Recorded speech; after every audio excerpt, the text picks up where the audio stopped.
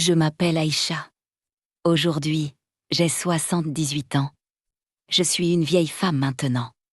Mes cheveux sont blancs et mes mains tremblent un peu. Mais mon cœur se souvient encore de tout. Quand je ferme les yeux, je vois une jeune fille de 20 ans. Cette fille, c'était moi. Aujourd'hui, je veux raconter mon histoire. Ce n'est pas une histoire facile. C'est une histoire de douleur, de solitude et de courage. C'est aussi une histoire d'espoir. Mon arrivée en France. Quand j'avais 20 ans, je suis arrivée en France. C'était dans les années 1960. Je venais d'un petit pays d'Afrique. Ma famille était pauvre, mais mes parents avaient un grand rêve pour moi. Ils disaient toujours « Aïcha, tu dois étudier. Tu dois construire une meilleure vie. » Alors je suis partie. Je me souviens encore du jour où je suis arrivée à Paris. La ville était grande. Les rues étaient pleines de voitures. Les gens marchaient vite. Tout était nouveau pour moi. J'étais excitée, mais aussi très peur. Je ne parlais pas très bien français. J'avais appris un peu à l'école, mais ce n'était pas facile. Mais il y avait une chose que je ne pouvais pas changer. Ma peau. Ma peau était noire. Et pour beaucoup de personnes, c'était déjà un problème. Les premiers regards. Le premier jour à Paris, je suis entrée dans un petit café. Je voulais juste boire un café et me reposer. Quand je suis entrée, les gens m'ont regardée. Pas comme une personne normale. Ils me regardaient comme si j'étais étrange. Une femme a chuchoté à son mari. Regarde.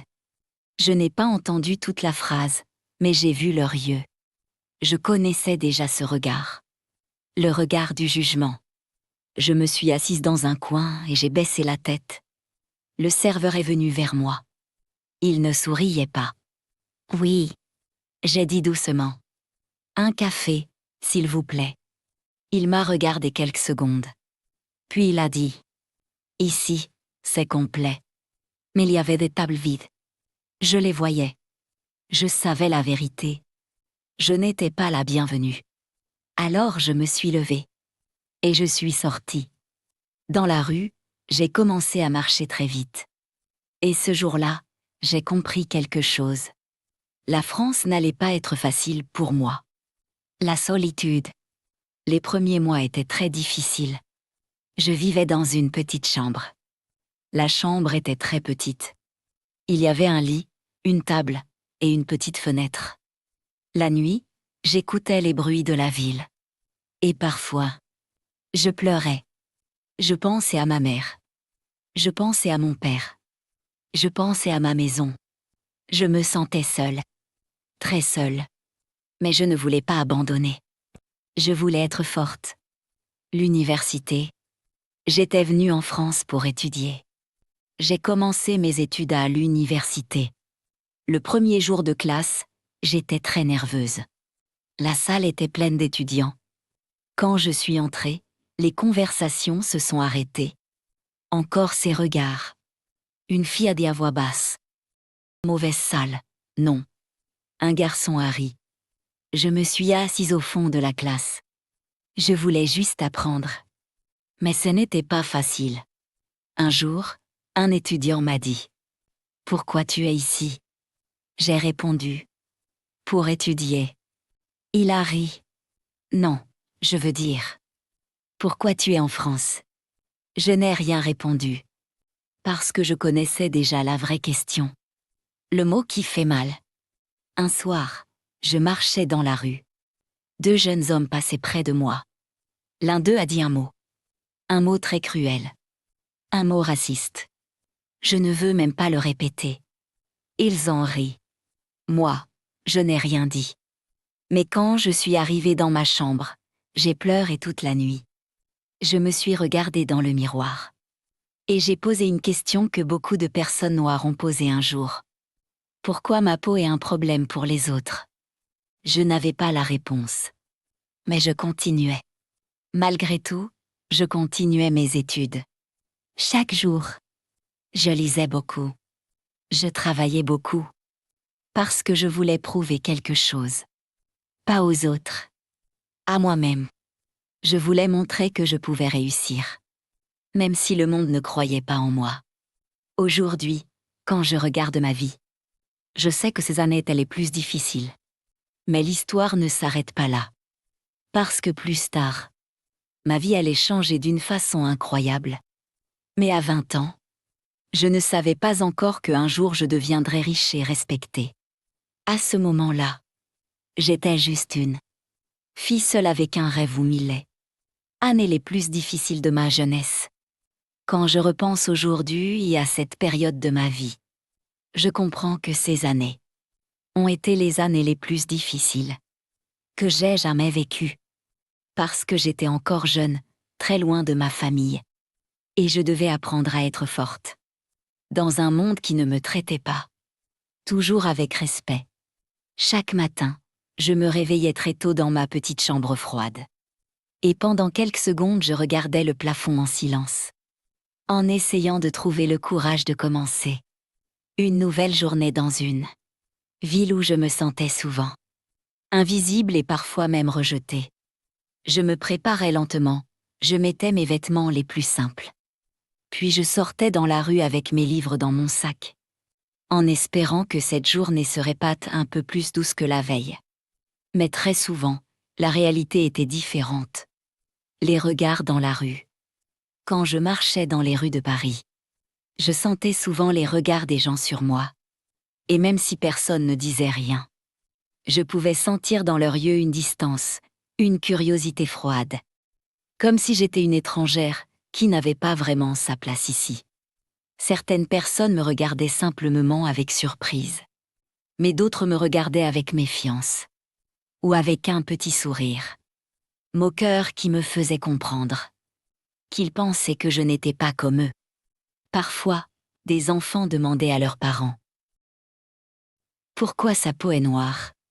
Les parents tiraient l'enfant par la main et disaient rapidement ne regarde pas. Ces moments étaient petits, mais ils faisaient mal dans mon cœur. Le jour du bus. Un jour, je prenais le bus pour aller à l'université. Parce qu'il pleuvait beaucoup et je ne voulais pas arriver complètement mouillée. Le bus était presque plein, mais j'ai vu un siège vide à côté d'une femme. Je me suis approchée et j'ai demandé poliment. « Excusez-moi, je peux m'asseoir ici ?» La femme a regardé pendant quelques secondes avec un visage froid. Puis elle a pris son sac et elle s'est levée sans dire un seul mot. Elle a changé de place. Tout le monde dans le bus a vu la scène. Personne n'a rien dit. Je suis restée debout pendant tout le trajet. Je regardais la pluie tomber sur la fenêtre, et j'essayais de retenir mes larmes. Parce que je ne voulais pas pleurer devant tout le monde. Une professeure différente. Mais dans cette période sombre de ma vie, il y a eu aussi quelques petites lumières. Une de ces lumières était ma professeure de littérature. Elle s'appelait Madame Laurent. Madame Laurent était une femme d'environ 50 ans, avec des cheveux courts et des lunettes rondes. Et elle avait une manière de parler, calme et douce qui donnait envie d'écouter chaque mot. Un jour après le cours, elle m'a demandé de rester quelques minutes. Mon cœur battait très fort, parce que je pensais que j'avais fait une erreur dans mon travail.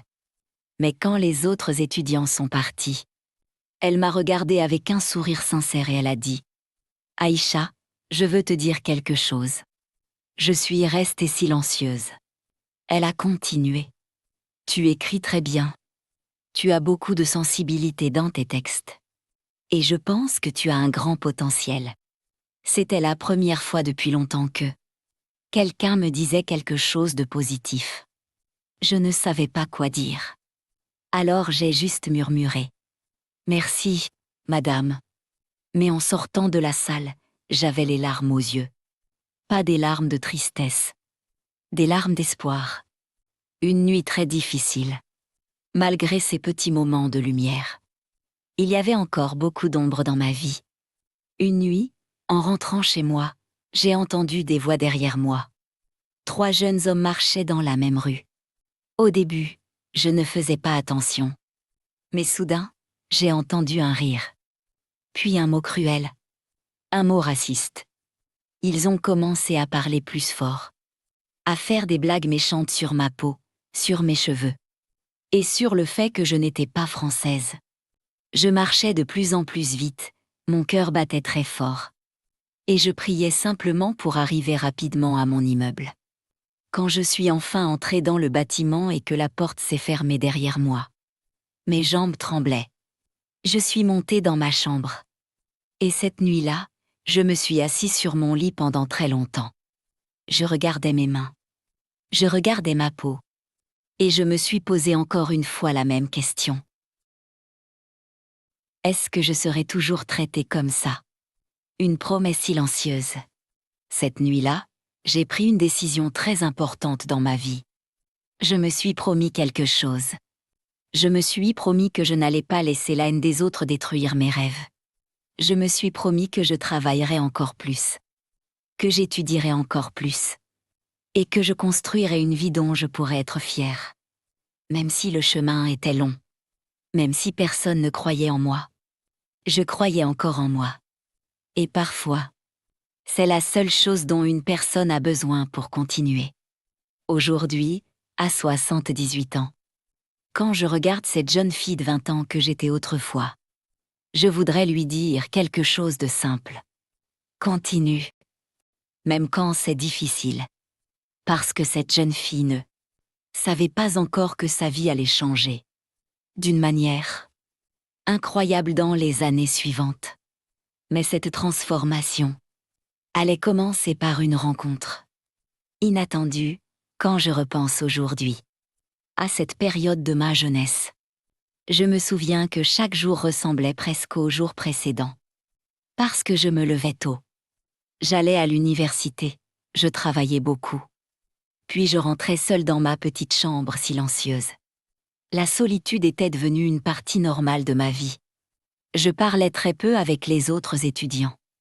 Parce que beaucoup d'entre eux gardaient une certaine distance avec moi. Et parfois je sentais qu'ils ne savaient pas comment me parler. Comme si ma présence les mettait mal à l'aise. Mais un jour, quelque chose d'inattendu est arrivé. La bibliothèque. Un après-midi d'hiver, je suis allée à la bibliothèque de l'université. Parce que c'était l'endroit le plus calme pour lire et étudier pendant plusieurs heures. La bibliothèque était grande et silencieuse. Et les rayons étaient remplis de livres anciens qui sentaient le papier et le temps. Je me suis assise à une table dans un coin tranquille. Et j'ai commencé à lire un livre de littérature française. Après quelques minutes, un jeune homme est venu s'asseoir à la même table. Au début, je n'ai pas levé la tête. Je pensais qu'il allait m'ignorer comme les autres. Mais quelques minutes plus tard, il a dit doucement. « Excuse-moi. Est-ce que ce livre est intéressant ?» J'ai levé les yeux, un peu surprise. C'était un étudiant avec des cheveux bruns et un visage calme. Je lui ai répondu. « Oui, c'est un peu difficile, mais très intéressant. » Il a souri. Puis il a dit. « Je m'appelle Julien. » J'ai hésité une seconde. Parce que je n'étais pas habituée à ce genre de conversation. Puis j'ai répondu. « Moi, je m'appelle Aïcha. » Une conversation simple. Ce jour-là, nous avons parlé pendant presque 1 heure. Nous avons parlé des livres, de l'université, et aussi de nos rêves pour l'avenir. Julien m'écoutait vraiment. Et cela me surprenait beaucoup. Parce que depuis longtemps, je n'avais pas eu une conversation aussi simple et aussi respectueuse avec quelqu'un. À un moment, il m'a demandé « Tu viens d'où ?» Je lui ai expliqué mon histoire, mon pays, et pourquoi j'étais venue en France pour étudier. Il a écouté en silence. Puis il a dit une phrase que je n'oublierai jamais. « Tu es très courageuse. » Ces mots étaient simples, mais pour moi ils avaient une grande valeur. Parce que personne ne m'avait jamais dit cela auparavant. Une nouvelle amitié. Après ce jour-là, nous nous sommes souvent rencontrés à la bibliothèque. Nous étudions ensemble. Parfois nous parlions pendant les pauses. Julien n'était pas une personne parfaite. Mais il avait une qualité très rare à cette époque. Il me regardait comme une personne normale. Pas comme une étrangère. Pas comme un problème. Juste comme une personne. Petit à petit, J'ai commencé à sentir quelque chose que je n'avais pas ressenti depuis longtemps. Un peu de paix. Mais le monde autour de nous n'était pas toujours gentil. Un jour, nous étions assis dans un petit café près de l'université. Nous parlions et nous rions un peu. Mais à une autre table, 2 hommes nous regardaient. Après quelques minutes, l'un d'eux a dit à haute voix: « Regarde, maintenant ils prennent nos femmes aussi. » Les 2 hommes ont ri. Je me suis sentie très mal. Je voulais partir immédiatement. Mais Julien est resté calme. Il s'est tourné vers eux et il a dit calmement: « Respectez-la. » Les hommes ont roulé les yeux et ils ont continué à rire. Mais Julien ne s'est pas disputé. Il m'a simplement regardé et il a dit: « On va partir. » Nous avons quitté le café. Dans la rue, je marchais en silence. Je me sentais honteuse, même si je n'avais rien fait de mal. Julien a dit doucement: « Tu n'as rien à te reprocher. » Mais à cette époque, il était encore difficile pour moi de croire ces mots. Une force qui commence à naître. Malgré ces moments difficiles, quelque chose changeait lentement à l'intérieur de moi.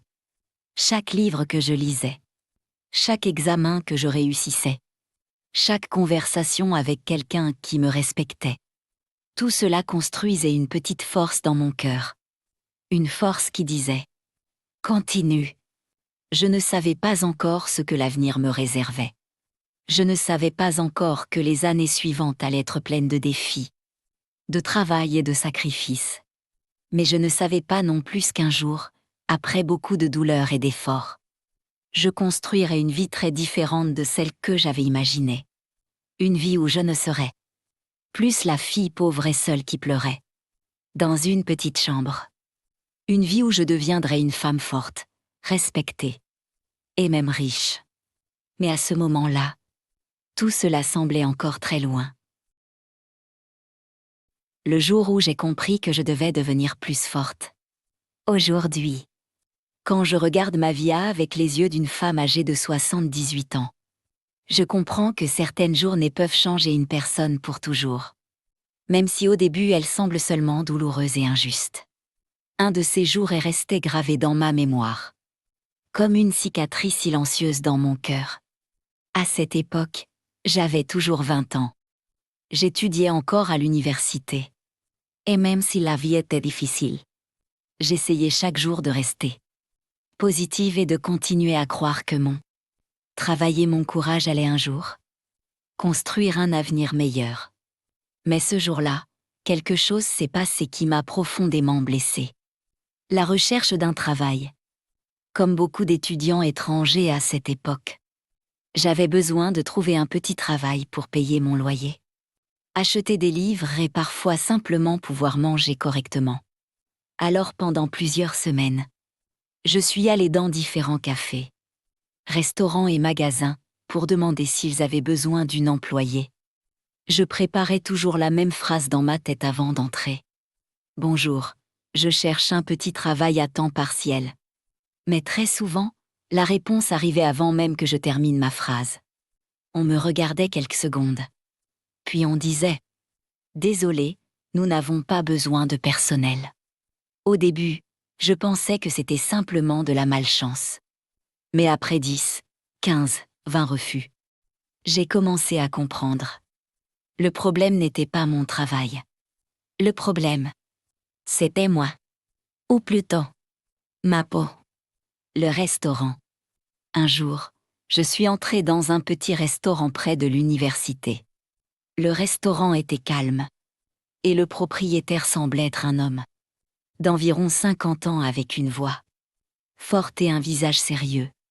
Je lui ai parlé poliment et je lui ai expliqué que j'étais étudiante et que je cherchais un petit travail pour quelques heures par semaine. Il m'a regardé pendant un moment.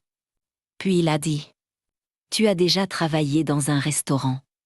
J'ai répondu honnêtement: « Non, mais j'apprends vite et je suis très motivée. » Il a hoché la tête. Pendant quelques secondes, j'ai cru que peut-être cette fois serait différente. Mais ensuite son visage est devenu plus froid. Il s'est approché un peu, il a dit à voix basse: « Écoute, je vais être honnête avec toi. Je sentais déjà que quelque chose n'allait pas. Il a continué. Mes clients ne vont pas aimer ça. Je n'ai pas compris immédiatement. Alors j'ai demandé. Aimer quoi? Il a dit. Ah!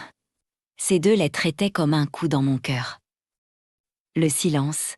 Je suis sortie du restaurant en silence. Dans la rue, les voitures passaient. Les gens marchaient, la vie continuait comme si rien n'était arrivé. Mais pour moi, ce moment avait laissé une blessure profonde. Je marchais lentement sans savoir où aller. Et pour la première fois depuis mon arrivée en France, une pensée très sombre est entrée dans mon esprit. Peut-être que j'avais fait une erreur en venant ici. Peut-être que je ne réussirais jamais. Les mots de Julien, ce soir-là. Je suis allée à la bibliothèque comme d'habitude. Julien était déjà là, quand il m'a vue. Il a immédiatement remarqué que quelque chose n'allait pas. Il m'a demandé doucement. « Aïcha, qu'est-ce qui se passe ?» Au début, je ne voulais pas parler. Mais finalement, je lui ai raconté toute l'histoire du restaurant.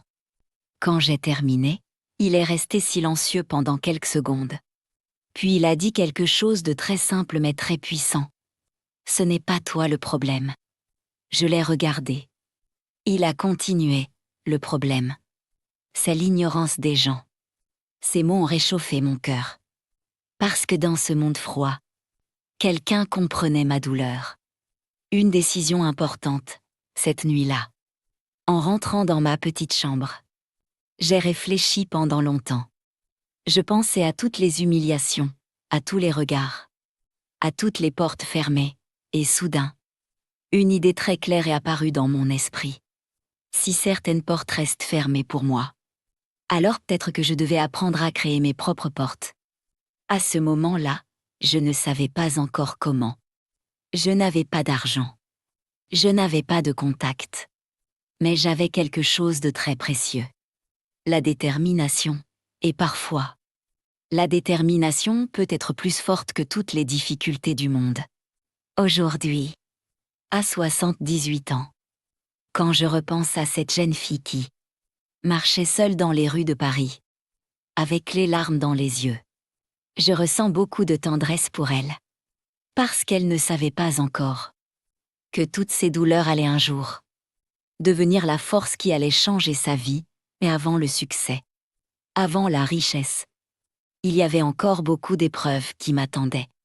Et l'une d'elles allait presque me faire abandonner mes rêves. Le moment où tout semblait impossible. Quand je regarde ma vie aujourd'hui, je sais que le courage ne naît pas toujours dans les moments heureux, mais souvent dans les moments les plus sombres. Quand une personne pense qu'elle ne peut plus continuer mais qu'elle trouve malgré tout une petite force pour avancer encore un pas. À cette époque, j'avais encore 20 ans. Et même si je continuais mes études avec sérieux et détermination, la réalité de ma vie restait très difficile. Parce que je n'avais presque pas d'argent et je devais toujours faire attention à chaque petite dépense. Parfois je mangeais seulement du pain et un peu de soupe pendant plusieurs jours. Parce que je devais économiser pour payer mon loyer et acheter les livres nécessaires pour l'université. Mais malgré toutes ces difficultés, je refusais encore d'abandonner mon rêve. Un petit travail enfin. Après beaucoup de refus, j'ai finalement trouvé un petit travail dans un endroit très simple. Ce n'était pas un restaurant élégant ni un magasin important. C'était une petite laverie dans un quartier populaire de la ville. La propriétaire était une femme âgée qui avait besoin de quelqu'un pour nettoyer, plier les vêtements et aider les clients. Le travail n'était pas facile. Je passais plusieurs heures debout. Mes mains devenaient souvent rouges à cause de l'eau et du savon. Mais pour moi, ce travail était très important. Parce que pour la première fois depuis longtemps, quelqu'un m'avait donné une chance. Les clients. La plupart des clients n'étaient des personnes simples du quartier. Certains étaient gentils. Ils me saluaient et parfois ils parlaient un peu avec moi. Mais d'autres me regardaient encore avec cette expression que je connaissais déjà. Trop bien. Un jour, une cliente a refusé de me donner ses vêtements. Elle a dit à la propriétaire. Je préfère que quelqu'un d'autre touche mes affaires. Je faisais semblant de ne pas entendre. Mais chaque mot restait dans mon cœur comme une petite blessure. La fatigue. Les journées étaient longues. Le matin, j'allais à l'université. L'après-midi et parfois le soir, je travaillais à la laverie. Quand je rentrais dans ma chambre, j'étais tellement fatiguée que je m'endormais parfois avec mes livres ouverts sur la table. Mais au fond de moi, je savais pourquoi je faisais tout cela. Je voulais construire une vie différente. Une vie où je ne serais plus obligée de supplier pour une chance. Une conversation qui change tout. Un soir, Julien est venu me voir à la laverie. Il voulait simplement me dire bonjour et voir où je travaillais. Il regardait autour de lui pendant que je pliais des vêtements. Puis il m'a dit doucement : « Tu travailles vraiment très dur. » J'ai souri un peu. Puis j'ai répondu : « Je n'ai pas le choix. » Il a réfléchi un moment. Puis il m'a posé une question qui semblait simple, mais qui allait changer ma manière de penser. Il a demandé : « Aïcha, qu'est-ce que tu veux vraiment faire dans la vie ? » Personne ne m'avait posé cette question depuis longtemps. Je suis restée silencieuse. Puis j'ai dit : « Je veux créer quelque chose. Quelque chose qui m'appartient. » Julien m'a regardée avec curiosité. Comme quoi ? Je ne savais pas encore exactement. Mais dans mon esprit, une petite idée commençait à apparaître. Une idée qui venait de mon passé, de ma famille et de la culture de mon pays. Une idée commence à naître. Depuis que j'étais petite, ma mère m'avait appris beaucoup de choses. Elle savait cuisiner des plats délicieux. Elle savait aussi préparer des produits naturels pour les cheveux et la peau, avec des plantes traditionnelles. Quand j'étais enfant, je pensais que c'était simplement des traditions de famille. Mais maintenant, en vivant en France, je commençais à remarquer quelque chose. Beaucoup de femmes noires avaient du mal à trouver des produits adaptés à leurs cheveux et à leur peau. Dans les magasins, il n'y avait presque rien pour elles. Cette idée restait dans ma tête. Encore petite, encore fragile. Mais c'était être le début de quelque chose. Une promesse pour l'avenir. Cette nuit-là, en rentrant chez moi, j'ai écrit une phrase dans un petit cahier. Je me souviens encore très bien de cette phrase. J'ai écrit : « Un jour, je créerai quelque chose pour les femmes comme moi. » À ce moment-là, ce n'était qu'un rêve. Un rêve d'une jeune fille pauvre dans une petite chambre. Mais parfois, les plus grands changements dans la vie commencent avec une simple phrase, écrite dans un cahier. Aujourd'hui, à 78 ans, je souris quand je pense à cette petite idée. Parce que cette idée allait devenir le début d'un chemin incroyable.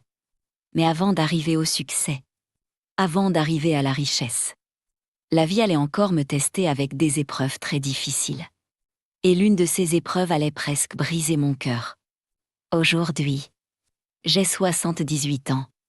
Et quand je regarde mon passé, je vois une jeune fille de 20 ans qui pleurait souvent, qui marchait seule dans les rues de Paris, et qui pensait parfois que le monde était contre elle. Mais cette fille n'a jamais abandonné.